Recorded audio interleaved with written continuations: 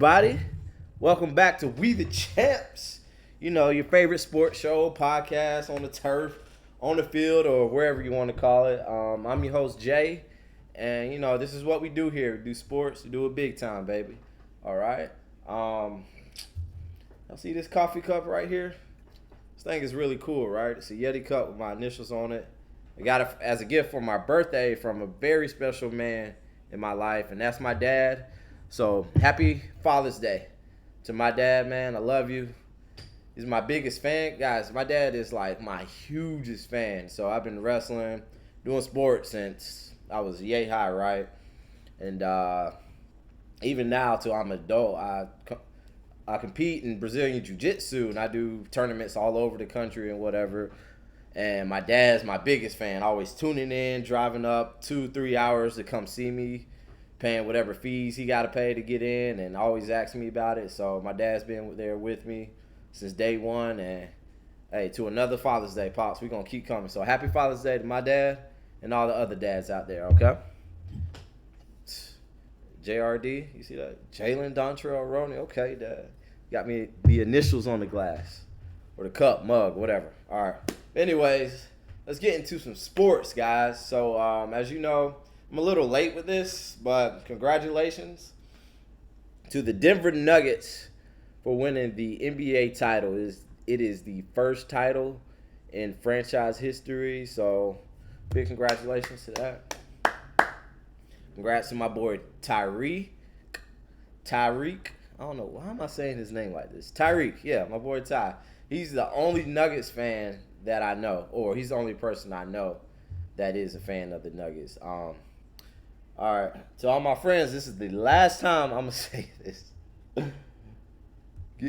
I want some credit because I took the Nuggets to win the title before the season started, man. I just saw what they had there, you know.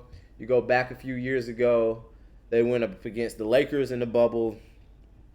It was a tough outing. I mean, that team was a lot younger. The bubble was damn near 3 years ago, you know.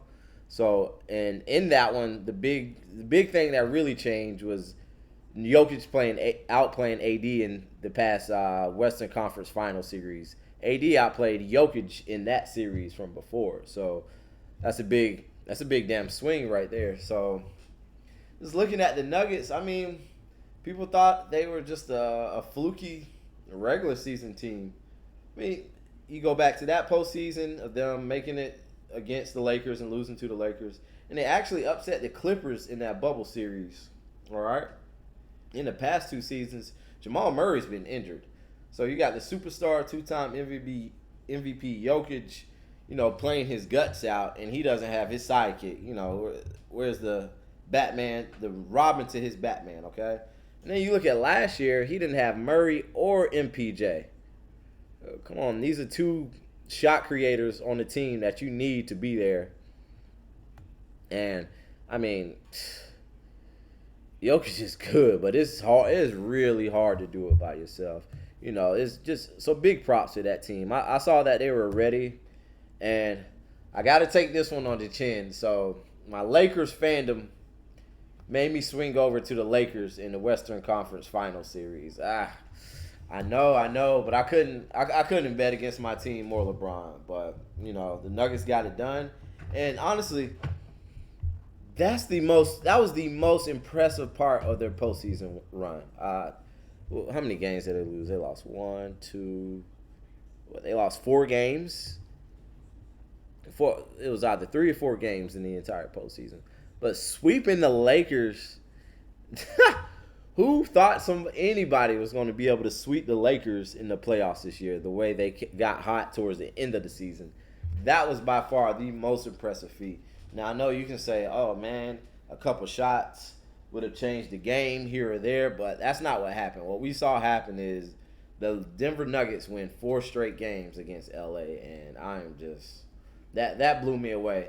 And I knew the Nuggets were for real, but that nipped it in the bud right there. Just them getting LA out of there like that. And props to the Heat and Jimmy Butler.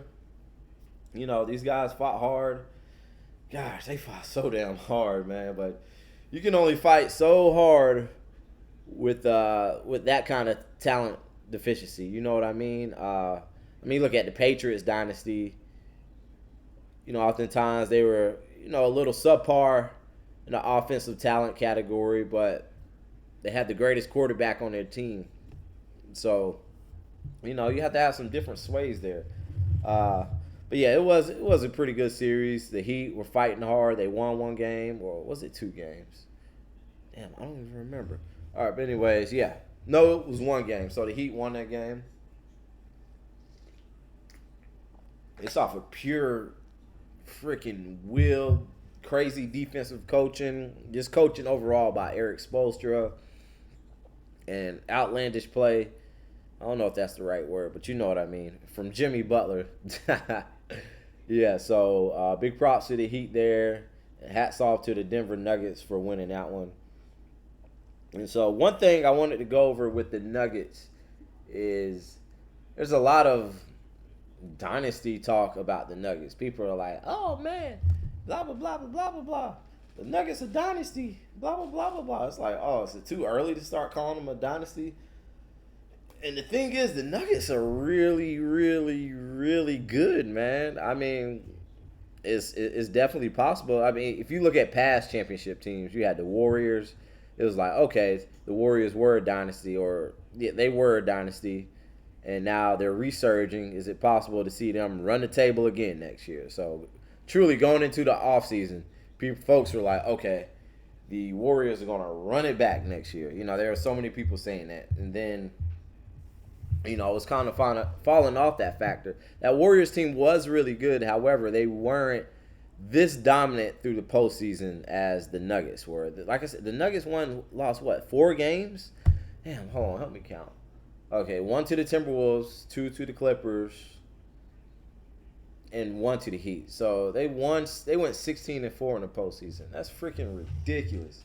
So you even look back to the Milwaukee Bucks. Who was it?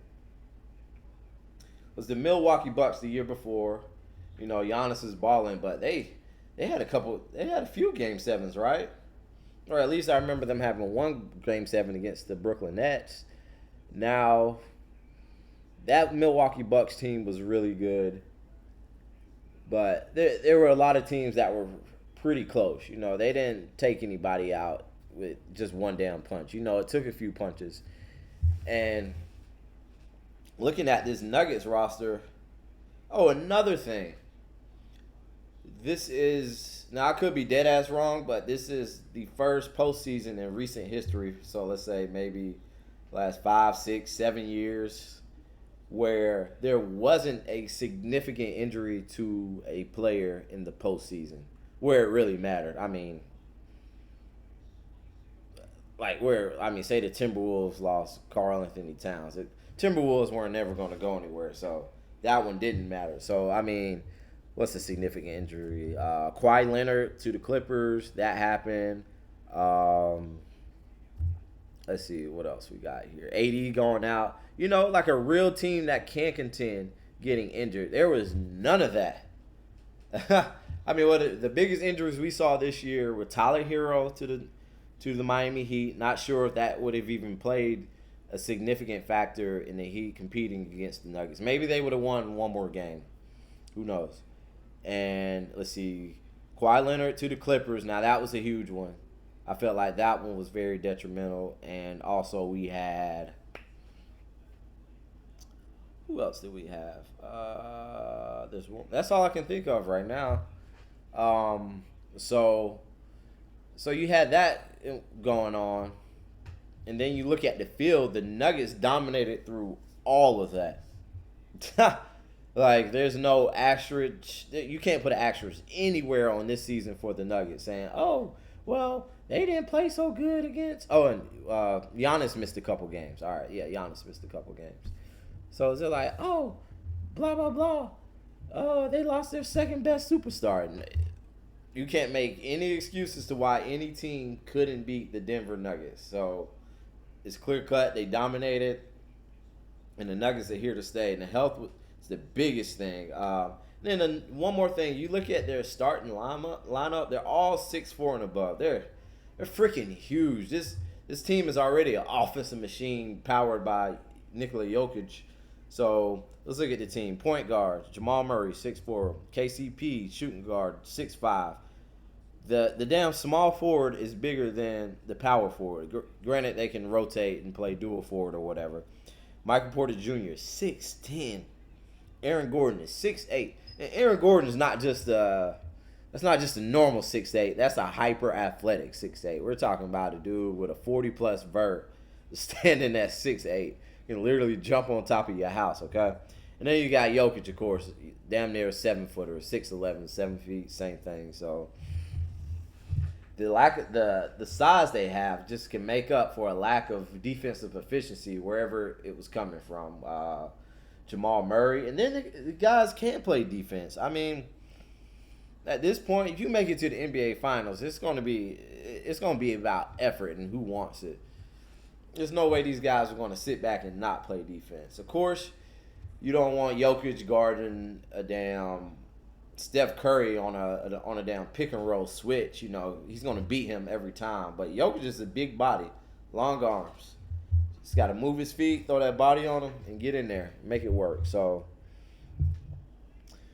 dynasty talk with this team isn't out of that's not crazy talk. Just to let you guys know, that is not crazy talk. And I'm really curious to see what the Denver Nuggets do to sustain success going into the season. As far as the starting five, you can't move any of these. I don't see him moving any of these pieces, man. These guys just they help each other optimize their game to the max. You know, I don't think Jamal Murray will be this good on just another set contender team. You know, it's Jokic there, it's MPJ there, Aaron Gordon, all these guys working together that really optimizes what they're able to do. Jokic, I mean, I figure he can go anywhere and ball like this. Maybe you switch some guys, get some younger guns in that rotation. Trade Jeff Green, get him out of there. I mean, Jeff Green's a hell of a baller. And Bruce Bowen, oh my gosh. The energy this guy brought in games, I just remember him having the fast break dunks and just whamming that thing. So, I feel like they should keep much of this roster intact. The way it's looking right now, the rest of the league has to catch up to the Nuggets. So the Nuggets can sit on this. If they do see a better move out there, definitely make that move. But, you know, you got to keep evolving and making things happen. But the Nuggets are set right now. This is a solid-ass team, and I expect them. They are the favorite to win the title next year. So, one more time, congrats to them. And Miami Heat. I hate to see the Heat go out like this again, especially Jimmy Butler.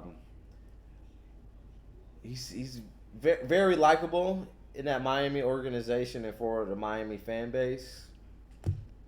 One of my favorite players to watch for sure. Jimmy Butler, man, Hemi buckets. We just need to get some more talent truly on this team. Eric Spoelstra and the guys, they optimized everything they had, played to the best of their abilities, but it just wasn't enough for this true juggernaut of a team in the Nuggets. I'd like to see a trade. You just need more offensive firepower. You can let some defense go because you already got so much defense in all the players you have. Just we need some more offensive firepower. Another offensive star. I like the idea of Damian Lillard coming there. I like the idea of Bradley Beal. We're going to get into Bradley Beal in just a second. Don't y'all worry. All right. Damian Lillard, Bradley Beal. I really like the thought of one of those two. I know Jaylen Brown is always in some kind of weird ass trade talk. I don't think the Celtics are going to let Jaylen Brown go. I just don't see that happening. But definitely the Heat needs some more firepower. And I feel like with Pat Riley, what we've seen from him before and what the Heat are able to do, I don't rule that out of them making that happen. But Butler, let's see how old Jimmy Butler is. I'm going to guess he's 32.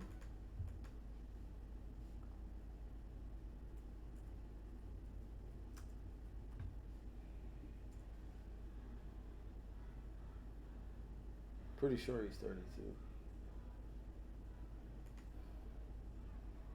All right. It's acting up. It'll load in a second. So, if you're going to get those stars in there, you need to do it while 33. He's 33. You need to get it while Jimmy Butler's in his prime and he's just dominating teams in the postseason, especially in this Eastern Conference. All right. All right. So moving on. So we were talking about Bradley Beal. So Bradley Beal has been a long time Washington Wizard for his entire NBA career. I don't think I'm wrong. I don't remember him playing elsewhere, but Bradley Beal, you get a nice two guard. A guy that at one point averaged 31 points in a season. I don't quite remember, guys, but I think he was second in scoring that season. And he's 29 years old, so he's at the peak of his prime. And he's been doing a lot of losing for the Washington Wizards his entire career. Yeah, 2020 to 21, he averaged 31 points, and it's been down to 23 points these past two seasons. But he's out of a possible 164 games, he's only played in 90 of those games. So that's half of the games. So I don't know if that could be for reasons of, hey, you know what, I'm not 100%, I can play, but we don't have anything to play for, so it's no use to me getting injured. I mean, I could have been on a away game basis, home game basis, I'm not sure. But, yeah, Bradley Beal's damn near a top-tier player. I'd put him in the category. I want to say I want to put him in a category with Paul George, kind of. You know, Paul George is good, but, like, what have we seen from Paul George to really make him upper tier, you know? I mean, we see some great regular season things, but same thing with Bradley Beal. So I want to put him in that little range with Paul George. That's what I really think of Bradley Beal here. So we need to see him move. I'm hearing talks about the Celtics. I don't like the Celtics. What are you gonna do? Trade Jaylen Brown for Bradley Beal? No, you might as well keep Jaylen Brown or move him elsewhere. Just move for something else. I do like Bradley Beal to the Heat. All right, so one thing with Bradley Beal's contract is he's in the second year of a $250 million contract. I think he's due about $47 million in the 23 to 24 season. So not only is that a chunk sum of money, you have to make some things work. You know, you have to clear space with teams. So it's not just negotiating of what this team wants. It's going to be a lot of, all right, what can this other team really take and what can they give us? And the most interesting thing here is, how the hell did Bradley Beal get a no-trade clause in his contract?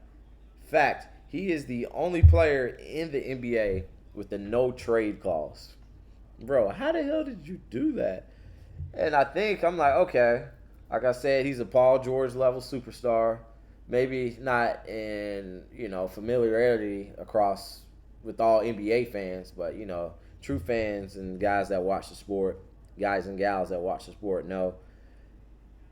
And the Wizards, like I said, they just been on a losing trajectory for so long. They went to the playoffs, a couple years ago with Russell Westbrook there. Or was it year before last? Yeah, the year before last. I don't know.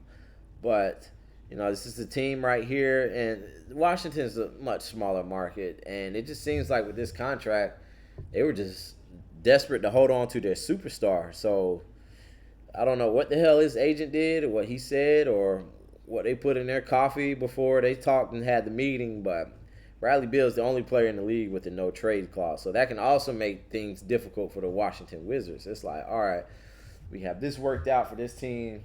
This is what we can get. This is what they can take from us.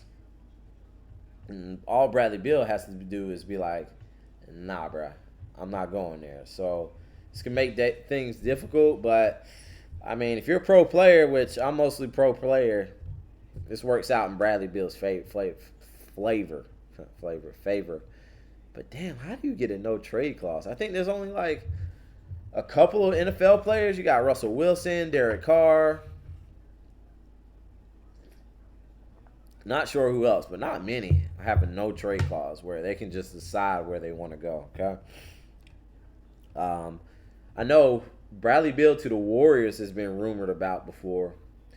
And don't rule the Lakers out, man. They're always, Rob Pelinka and those guys are always stirring their finger in something. It's I can definitely see them making some kind of splash like that. And I feel like a player such as Bradley Beal is what they need. And who knows, man? Who knows? I definitely like them in the Miami Heat. Like I said, they need another offensive scorer, a superstar that can coincide with Jimmy Butler and do a lot of things. That would be great to see Bradley Beal do that. Where else would I like to see him go? Not too many places, man, but he's definitely, I feel like at this point, he's 29. He's making that bag. He's going to make that money. What else could he want? What kind of different change could he want as a player? You see, weather, true content. And just think about it, he's never been in contention in his career. Like, damn. He's been in the league since 2012. It's 10 years in this league. And he hasn't even contended, not near one time. I remember, he probably has a few good seasons with the Wizards when they were pretty decent. Now, they had some hypeness about them with John Wall, Gortat. I forgot some of the other guys' name, but the Wizards were a fun team about 6 years ago, okay? Along with the Hornets. We're going to get into the Hornets, too. But I would definitely like to see Bill go to a contending team, just, to make something interesting, to really have something to play for. And I feel like that is definitely on the list of his priorities this year for the offseason. All right. Oh, okay. So we also have Zion Williamson. It's being rumored that the Pelicans are interested and open to a trade of Zion Williamson. About damn time. Oh my God. Let's take a look gander at Zion Williamson, guys. And I don't even want to get into all that stuff with the girls and everything. That's just silly noise. I actually didn't know exactly what was going on with the side girl drama until my co-host Jay told me about it. So this is in his 3 seasons, 19 to 20. He played 24 games his first season. Second season, played 61 games. And this year, he played 29 games. Let's do the math here, people. That's 114 games, right? There's 82 games per season. So 246 possible games. Zion has only played 114.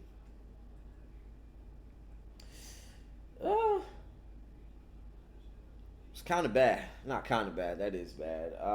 But you look at what he does on the court with just his offensive efficiency, man. 33 minutes, 26 points, like that. The kid is just balling talent. He's on the court. He's box office, but just I feel like the Pelicans are probably, they haven't put their foot down on it. They haven't put the super stamp on it, but I'm pretty sure that's how they're feeling.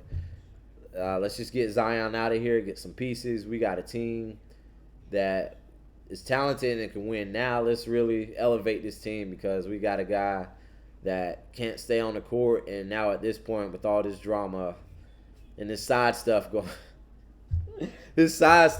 on, we just need to clear the air with this and get a move on. I feel like that's their opinion in it. And I don't blame them. I'm kind of iffy about this, but the one rumor is they're open to getting Scoot Anderson, who's a G League player right now. He's the second highest rated prospect in the league. Dude, it's so crazy. Victor Obiwana, I can't even say his name. Let's just say Victor Obi. Victor Obi is such a polarizing prospect right now that most of us can't even name, even me, myself, can't even name 10 prospects coming into the NBA draft this season. Not just any 10 prospects of any names. but top 10 guys, you know.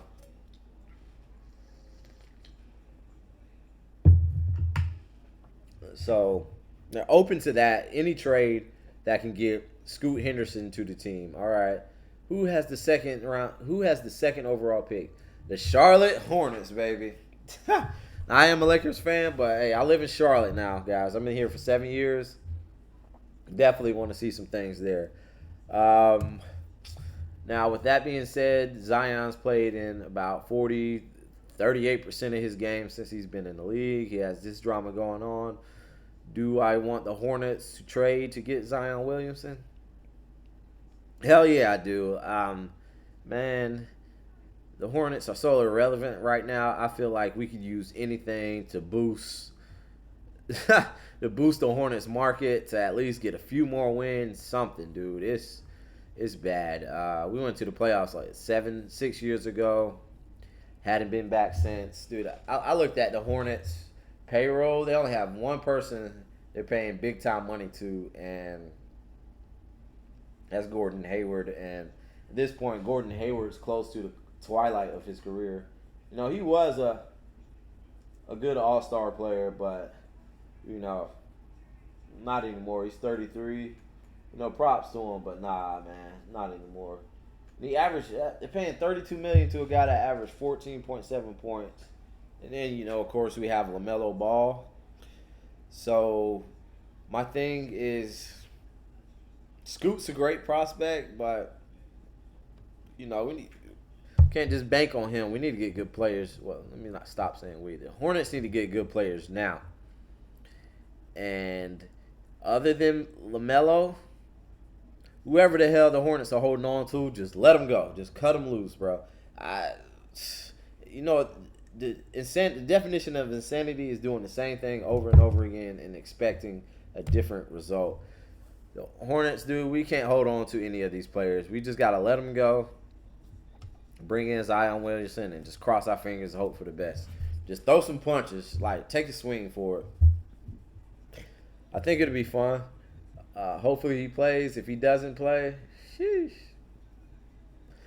But I just don't know who would really be interested in giving up that much for Zion Williamson right now. I just feel like his market value is going down, but has it really? He's such a popular, polarizing player. I mean, this guy can jump out the roof, man. But there's definitely some interesting things going there.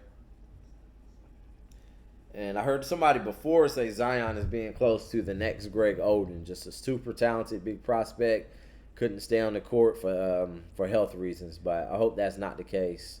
And Charlotte, hey, just take a swing. Just think Zion and Melo, it'd be a big box office. You know, this downtown Charlotte's going to be popping. It'll be great to see those two on the court together. I think Zion will look good in those colors, all right? But anyways, guys, that's it for the Let's Hoop edition of We the Champs. Remember to like, subscribe, and share. We the Champs. We out.